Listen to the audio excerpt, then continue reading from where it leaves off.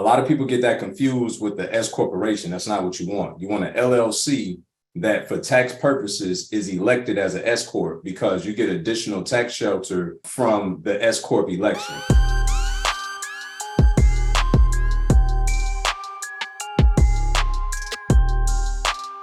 So I'm starting from the very beginning. I don't have an LLC. So I wanted to know which entity would be good to use and how should I structure it? Yes, sir. Great question. So congratulations from starting, right? The type of entity that you want to set up is called an LLC with an S corp election. Okay. A lot of people get that confused with the S corporation. That's not what you want. You want an LLC that for tax purposes is elected as an S corp because you get additional tax shelter from the S corp election. Okay. But you want an LLC, you want a limited liability company that's recognized as an S corp election for tax purposes. First question would be, how do you research and identify neighborhoods within the city or region that offer the best opportunities for cash flowing real estate investments? Great question. So there's a tool that we use called bestplaces.net. Okay, it's a free resource. Again, if somebody put that in the chat, right? It's a free resource for everybody. It's bestplaces.net. And bestplaces.net has a wealth of information. Okay. You can get lost in the sauce. So I'm gonna help you guys kind of stay on target when you go there. Okay. So the first thing you want to do is when you get there, you want to go and look at the housing stats of said market, right? So you can zoom out as big as the state and you can zoom in as granular as the zip code. Okay. If you happen to know what zip code inside of said city or state, then you're already a step ahead. You put that zip code in, and when you pull up those housing stats, it's going to tell you the makeup of that market. So it's going to show you the percentage of home ownership. It's going to show you the percentage of renters.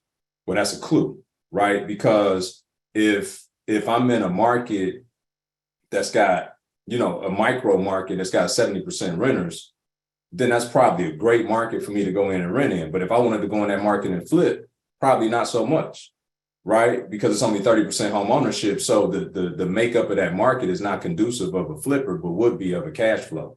So that's how I would approach that, just kind of get clear on where I want to go and then pop it into bestplaces.net, see what the makeup of that market is, and then figure out from there.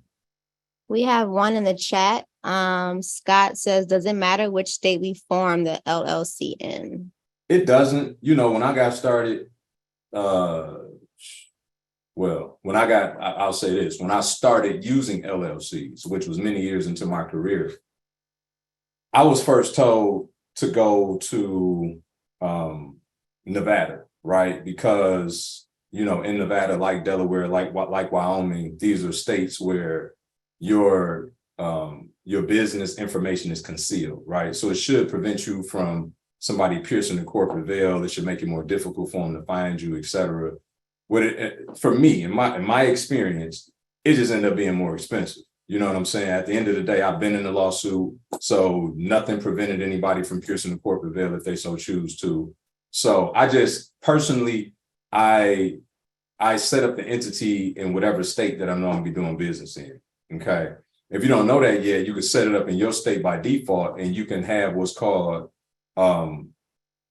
you will pay a foreign filing fee, right? Foreign filing fee to do business in a different state other than the one that you put it in. And that's, it's typically $100 to $200 annually to have your, say, in my case, Florida entity recognized in Michigan for me to do business as this entity in Michigan, if that makes sense. So everybody, if you don't know exactly where you want to go, then you could just start where you are and then use the foreign filing mechanism to do business wherever you want to go from there.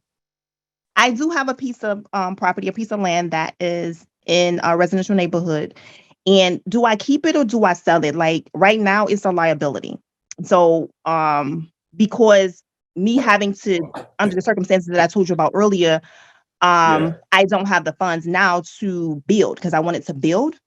And so now it's like the taxes aren't much, but I'm paying the taxes and I'm keeping it landscaped or cut and everything to keep it, clean or whatever. So it's like, now I don't know when I'm going to be able to build. So do I just let it go? I looked at the comps in the area and there's not many comps, and it is like one is 5,000, one is like 11,000.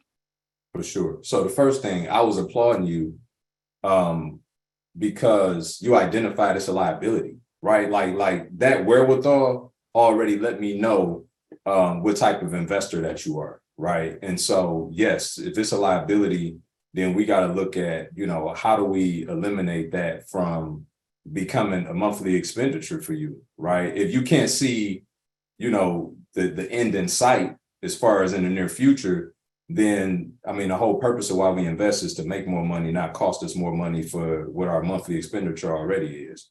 And to your point, you got upkeep and all the rest of it, albeit it's only land, it's not a structure on it. But if my recommendation would be, if it's not serving you in the current season, then get rid of it and buy something else. You know what I'm saying? When that's more advantageous to where you're currently at. Is it just the fact that you don't have the bandwidth right now to go into the whole building right? So me being you, unless it's just tremendous upside for holding this land and you think it's going to be worth, 10, 20x in result of you doing it, whatever your burn rate is currently on that money, to me, it just don't make sense.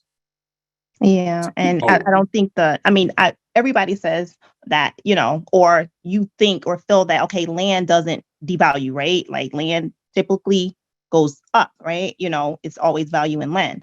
But I even tried to think about, how can I use that land to make money? How can I rent that land out to make money?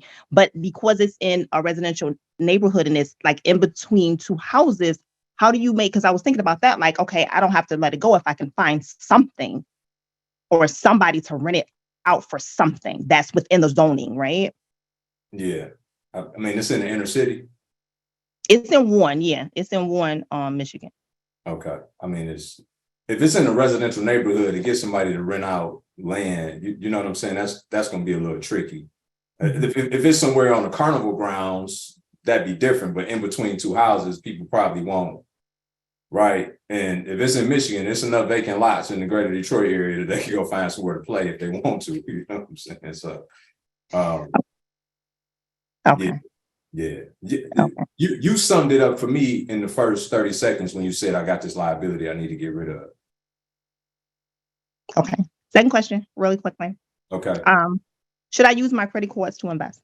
I'm really skeptical about that.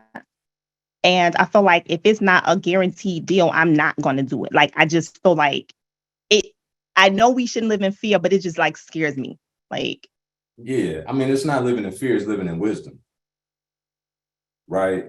God gave us wisdom to preempt said things. And so when you look at, should you invest with a credit card? Possibly. Right. Could a credit card help you expedite your rehab process? 100%. Could you be insulated in that process? Because if you do use hard money, for instance, then now you got a reserve for the construction holdback. So 1 for 1, every time I swipe $1 on this card, conceivably, so as long as they did the work, then I should be able to get reimbursed 1 for 1. Now I'm earning points. I'm paying for my lifestyle on a future travel potentially. If I got a $50,000 rehab and I could run $10,000 increments on this card, then that's better than me just shooting the contractor the money and not getting kind of any reward for that. You know what I mean? Because you're paying wire fees at that point, et cetera. So possibly, right? As in terms of how people go out here and buy cheap properties with credit cards, I run the opposite direction of that one more often than not, because to your point, it's already exposure, just the fact that you're going to invest. Now it's even more exposure because now you put that on the credit card and really don't know what the outcome is going to be. So you're doing a lot in good conscience, or in good faith, assuming that everything gonna pan out the way it's supposed to, when you could lose in a double loss situation.